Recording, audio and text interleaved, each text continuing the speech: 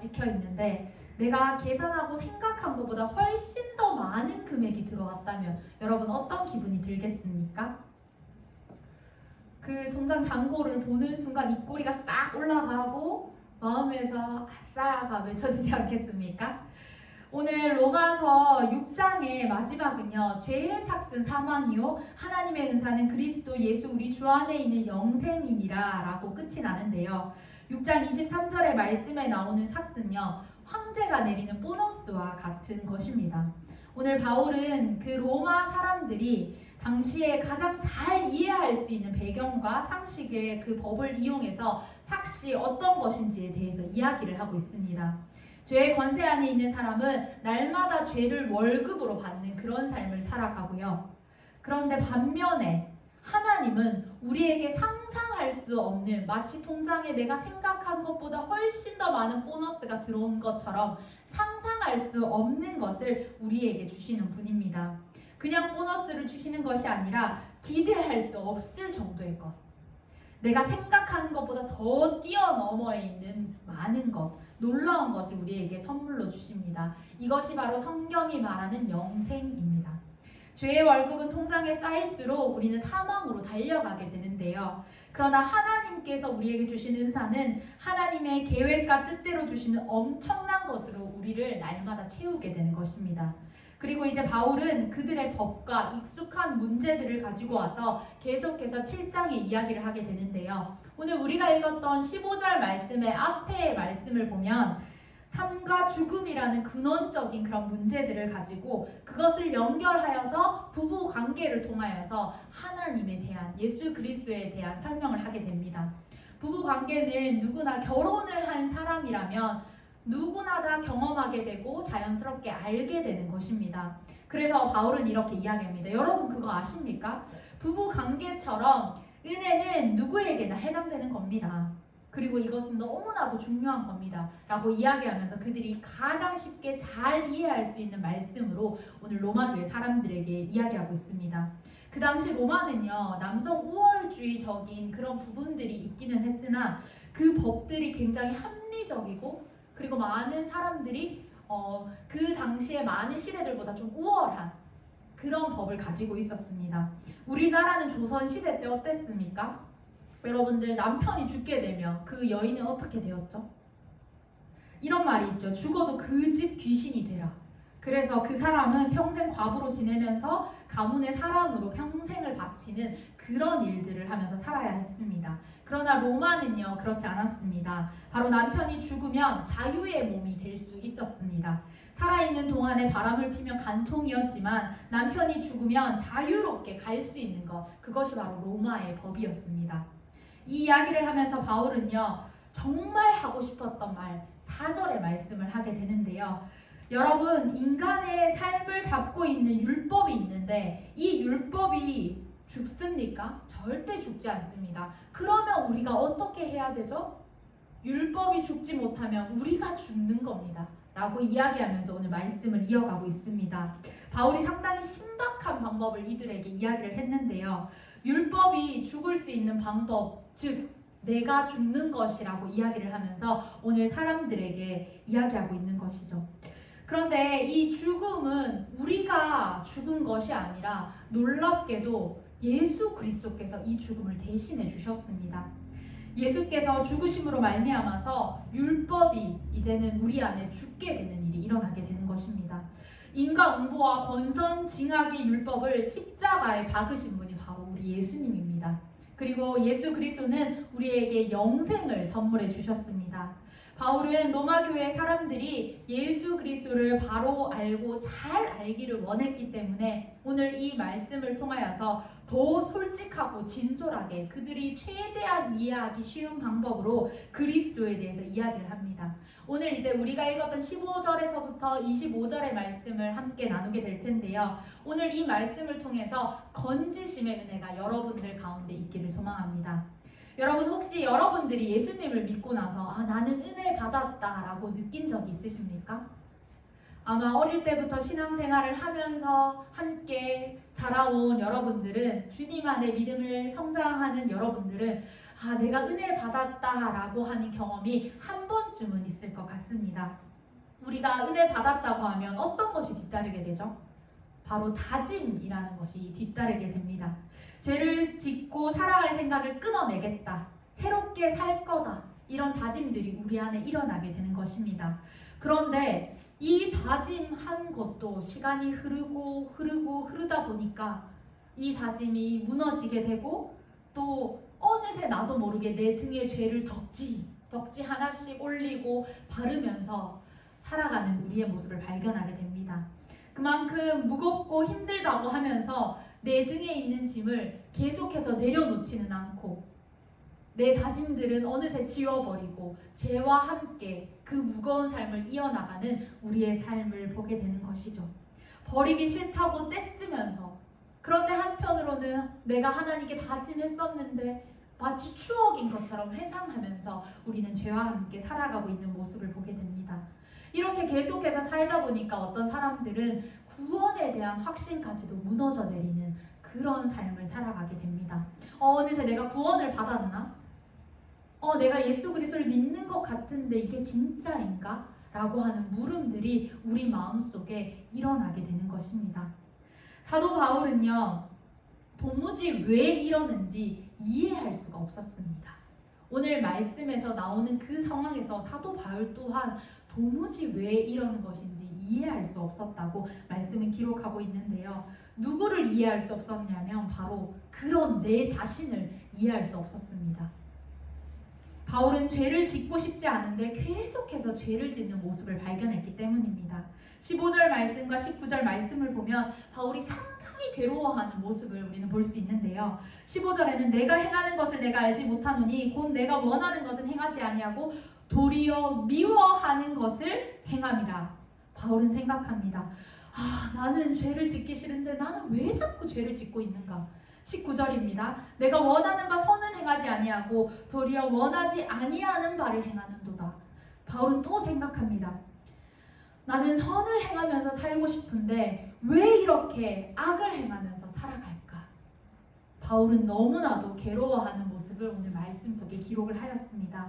바울은 예수님을 만나고 나서 자신의 목숨을 바쳐서 박해했던 예수님을 이제 목숨을 다해 전하는 자로 그 삶이 변하게 되었는데요. 예수를 믿고 구원을 받아도 죄의 그 문제와 악이 그대로 있다는 것을 인정할 수밖에 없었습니다. 그리고 바울은 너무나도 괴로워하면서 이 말씀을 기록합니다. 그리고 나서 바울이 법칙 하나를 발견하게 되었는데요. 그것이 바로 악이 함께 있다는 것이었습니다. 내가 예수를 믿어도 악이 나에게 들러붙어 있다는 것을 바울은 발견하게 되었습니다. 17절은 내 속에 거하는 죄가 한다. 20절에도 내 속에 거하는 죄가, 23절에도 내 마음에 다른 법이 있어서 죄의 법으로 나를 사로잡는 것을 본다 라고 이렇게 바울은 기록합니다. 여러분, 이 고백이 예수님을 믿지 않는 자들, 불신자들, 무신론자들의 고백이 아니라 바로 예수 그리스도를 믿기로 다짐하고 자신의 목숨을 다해서 예수 그리스도를 전하였던 바울의 고백인 것입니다. 바울은 너무 비참한 마음으로 탄식을 하면서 이렇게 이야기를 합니다. 계속해서 이야기를 하다가 24절 말씀에 오호라 나는 곤고한 사람이로다. 이 사망의 몸에서 누가 나를 건져내랴. 이렇게 이야기를 하고 있습니다. 여러분, 저 또한 오호라 나는 곤고한 자입니다. 그리고 오늘도 이러한 고백을 하면서 하루하루를 살아가고 있습니다. 오늘 이 예배의 자리에 오시면서 또 이 예배의 자리에 앉아 있으면서 죄로 가득했던 내 삶과 불과 교회에 오기 전까지도 죄와 싸우면서 때로는 죄의 지배를 받으면서 살아왔던 내가 이런 나를 하나님께서 받아주실까? 라는 의심과 두려움이 섞인 생각들을 하면서 날마다 살아가고 있는 것입니다. 저뿐만이 아니라 여러분들의 삶에도 이런 물음표와 고민과 질문들이 던져질지 모르겠습니다. 그러나 여러분, 낙심하고 절망하지 말 것은 우리의 주님이 소망이 되어 주심입니다. 그래서 우리는요, 오라 나는 공고한 사람이로다 라는 고백이 날마다 우리 가운데 터져 나올 때마다 오히려 이것은 나에게 특권이구나. 주님께서 나에게 주신 특권이구나 라는 것을 기억하시는 여러분들 되시기를 소망합니다. 나는 비참한 사람인 것을 깨닫는 것과 동시에 내가 비참한 사람인 것을 깨닫는 것은 내가 그리스도인이구나 라는 고백이기 때문입니다. 내가 그리스도인이라는 고백의 증거가 바로 오호라 나는 공고한 사람이로다 라는 이 고백이 터져 나온다는 것을 여러분들이 기억하셨으면 좋겠습니다. 예수님을 믿지 않는 불신자들에게는 이런 탄식이 존재하지 않습니다. 왜냐하면 영의 세계를 모르기 때문입니다. 영원한 삶이 있다는 것을 깨달은 사람, 영원한 삶을 살아가는 사람, 영이 살아있는 사람, 그런 사람, 예수 그리스도를 만나고 경험한 사람, 이런 사람들만이 이러한 고백을 할 수 있다는 것을 여러분들께서 기억하시고 이것은 내 특권이구나 라고 생각하시기를 소망합니다. 그렇다면 이 예수 그리스도를 믿는 사람들, 영의 고백을 할 수 있는 사람들의 증거를 한번 찾아보도록 하겠습니다. 에베소서 4장 30절 말씀인데요. 제가 읽어드리겠습니다. 하나님의 성령을 근심하게 하지 말라. 그 안에서 너희가 구원의 날까지 인치심을 받았느니라. 우리가 오호라 나는 공고한 사람이다. 이것을 깨달을 수 있는 것은요. 바로 우리 안에 계신 성령님, 내가 예수 그리스도를 믿음으로 내 안에 찾아오시고 내 안에 이미 함께 하시는 성령님이 계시기 때문에 우리가 이것을 느낄 수 있다고 말씀은 이야기하고 있습니다. 모든 믿는 사람들에게 성령님께서 임해 주신다고 하셨는데 이 성령님이 우리 안에 계실 때 우리가 하나님의 말씀대로 살지 않으면 성령님께서 우리에게 근심하게 하시기 때문에 우리가 이것을 느낄 수 있는 것입니다. 성령님은 우리가 죄를 지을 때마다 근심하게, 괴롭게, 탄식하게, 고통하게, 울부짖게 만드시는 것입니다. 성령을 모시고 사는 사람만이 느낄 수 있는 근심, 이것은 우리가 죽은 영혼이 아니라는 증거입니다. 하나님께서 깨닫게 하시는 것은 아직 하나님께서 우리를 그냥 내버려 두시지 않는다는 증거입니다. 그렇기 때문에 이러한 고민과 근심이 들 때마다 오호라, 공고하다 라가 터져 나오는 것은 바로 우리에게 희망의 신호가 되는 것입니다. 혹시 여러분들 가운데 나는 왜 은혜를 받지 못하는 것인가? 기도도 제대로 되지 않는 것 같고 찬양할 때도 제대로 찬양할 수도 없고 나는 너무나도 소극적인 것 같고 말씀은 듣는 둥 마는 둥 하는 것 같고 말씀을 들었는데 내 삶에 정작 실천은 일어나지 않고 그냥 내가 살고 싶은 대로 하루를 살아가는 것 같다. 이렇게 느끼시는 분들이 있습니까? 여러분 이것이 무엇이라고요? 바로 희망의 신호입니다. 그런데 마귀는요 날마다 우리를 속이고 갉아먹습니다. 그리고 우리를 계속해서 착각하게 만듭니다. 마귀는 날마다 우리에게 너는 변화할 가능성이 없다. 거 봐라. 너는 그냥 네 마음대로 살아가는 사람일 뿐이다. 라고 계속해서 우리에게 이야기합니다. 그리고 나서 그냥 그렇게 사는 것이 편하지 않냐고 날마다 우리를 유혹하게 되는 것이죠. 그런 마음을 한 번만 주는 것이 아니라 우리 삶의 매 순간마다 끊임없이 마귀는 계속해서 우리에게 이런 마음을 줍니다. 여러분 마귀의 그런 속삭임에 사로잡혀서 그냥 좋은 게 좋은 거다 라고 하면서 이 삶을 살아나가실 것입니까? 죄에 무감각하게 받아들여지는 그런 삶을 계속해서 이어나가면서 이 삶을 살아나갈 것입니까? 여러분 아닙니다. 절대 아닙니다. 한 목사님께서 이런 말씀을 하셨습니다. 죄는 영혼의 암이다. 여러분 암 진단을 받았는데 여러분들 어떤 마음이 들겠습니까? 내가 곧 죽고 시한부 인생이라는데 그냥 될 대로 되라 나는 편하게 살겠다. 아무런 느낌이 없다 라고 생각하는 사람들이 있을까요? 말로는 그렇게 표현할지 모르나 마음으로는 많이 두렵고 근심이 되고 걱정이 되고 이 삶을 더 이상 살아나갈 수 없다는 것에 좌절할 것입니다. 우리도 이와 같습니다. 죄는 암과 같기 때문에 날마다 마귀가 우리를 속삭이면서 너는 그냥 그렇게 살아가라. 그냥 될 대로 죄에 파묻혀서 살아가라 할 때 여러분들 아무 감각 없이 그 마음을 마귀에게 내어주면서 살아가시겠습니까? 여러분 이제는 이 모든 마음들을 다시 한번 마주하시고 이 마음을 주님 앞에 맡겨드리시면서 그 사단의 모든 유혹들과 그 말들을 물리치시면서 살아가시는 여러분들 되시기를 소망합니다. 하나님을 못 받아들이는 사람들은 그런데 이러한 생각조차 할 수 없고 이러한 마음조차 들지 않고 살아갑니다. 우리는 주님을 믿는 사람들입니다.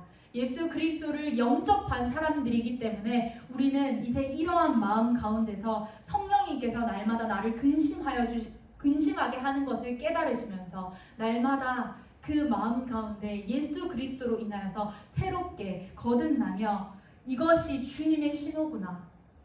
이것은 내가 좌절하고 넘어지고 그냥 내 멋대로 살아가는 그 신호가 아니라 주님께서 주시는 희망의 신호구나 라는 것을 기억하시며 살아가시는 여러분들이 되시기를 소망합니다. 나는 가망이 없다고 날마다 어둠의 신호가 내 마음 가운데 들어올 때마다 이제 가짜 신호를 과감하게 꺼버리시고 성령님께서 나에게 주시는 희망의 신호를 가지고 살아가시는 여러분들 되시기를 소망합니다. 하나님의 이 희망의 신호를 경험하고 그것을 느낀 사람들은 이제 그 삶에 변화가 일어나게 됩니다. 절망이 감사로 바뀌게 되는 것인데요. 오늘 25절에 고백을 한 바울이 그랬습니다. 죄 가운데 너무 괴로워서 나는 진짜 공고한 자아구나.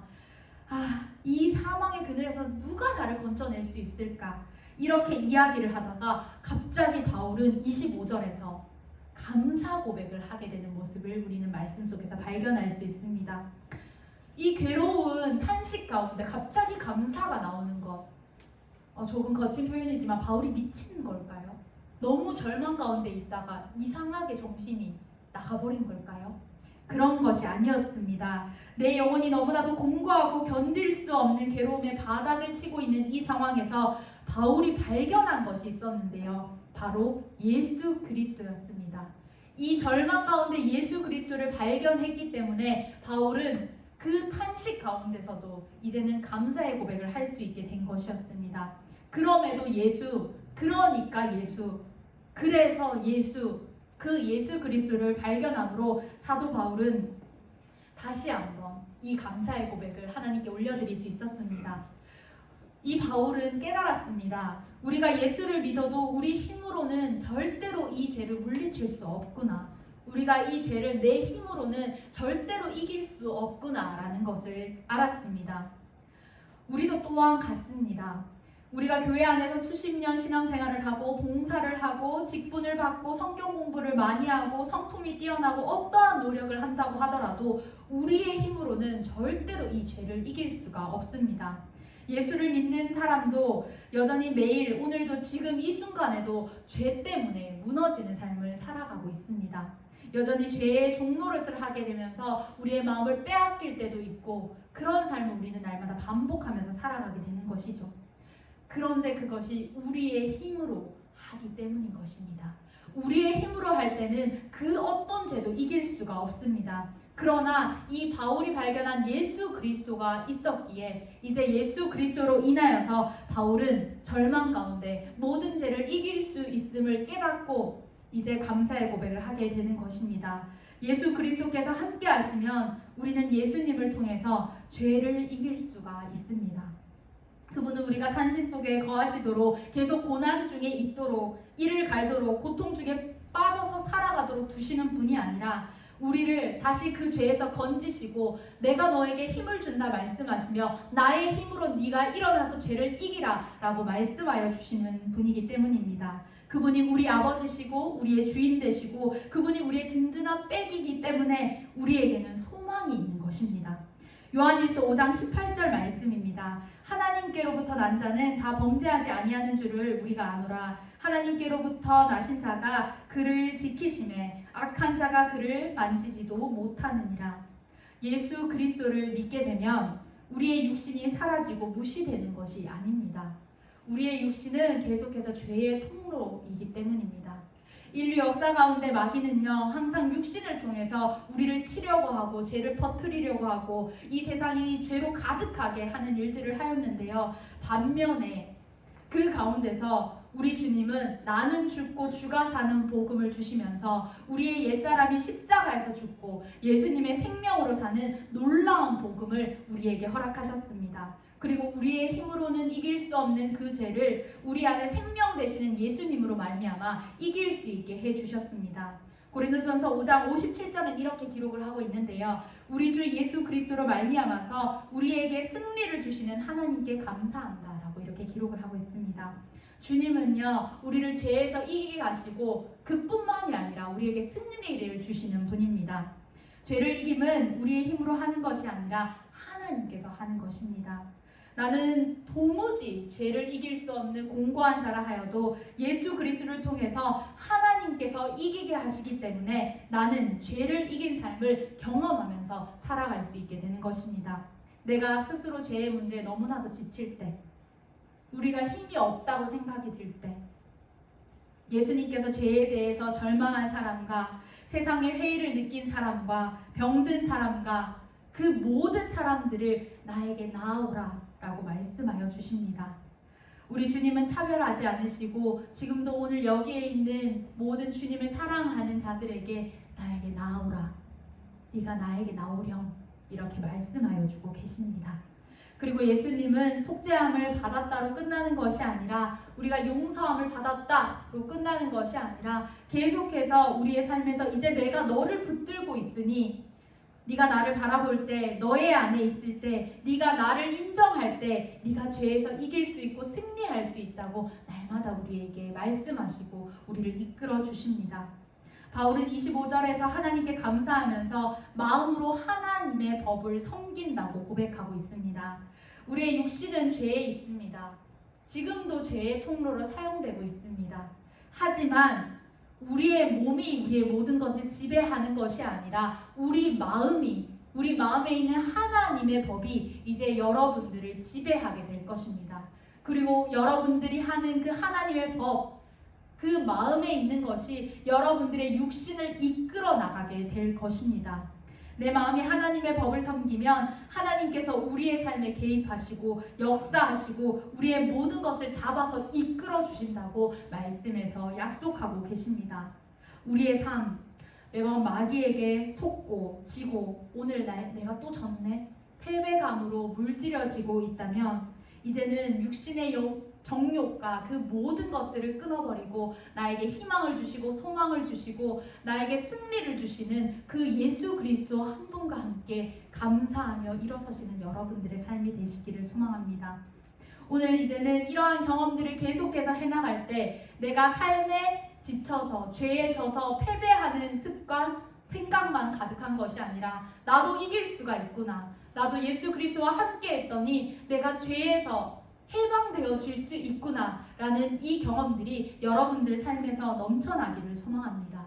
이제 주님과 함께 일어나십시다. 여러분 할 수 있습니다. 주님이 우리의 힘 되시기 때문입니다. 이 말씀 기억하면서 한 주간 승리하시는 여러분들 되십시오. 함께 기도하겠습니다. 하나님 감사합니다. 우리가 날마다 죄 가운데 나는 공고한 자로다 라고 고백할 때 나를 건져내시는 분이 예수 그리스도임을 믿습니다.